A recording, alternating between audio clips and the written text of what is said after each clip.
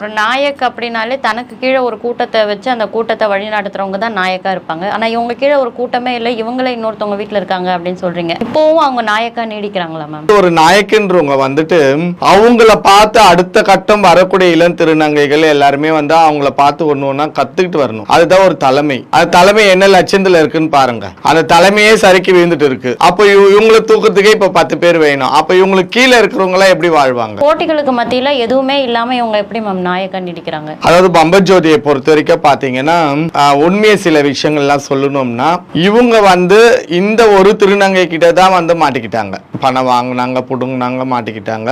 எல்லாருக்கிட்டையுமே மிரட்டி பணம் வாங்குனதோ அடிச்சு பணம் வாங்குனதோ அப்படிலாம் கிடையாது. அது ஏனோ இந்த திருநங்கை கிட்ட இவங்களுக்கு இப்படி ஒரு இழுப்பு இருந்திருக்குது. சோ இதுதான் இவங்க கிட்ட ரவுடிசம் அதிகம், சண்டை சச்சரவு பிரச்சனைகள் இதெல்லாம் அதிகம். ஒரு சண்டைனா அப்படியே கட்டியிருக்க பாடை தூக்கி லுங்கியா கட்டுவாங்க. சோ அந்த மாதிரி ரவுடிசம் இவங்க அதிகம். பேச்சு நல்லா டான்னு பேசுவாங்க, கையெல்லாம் நீட்டி நீட்டி பேசுறதுனால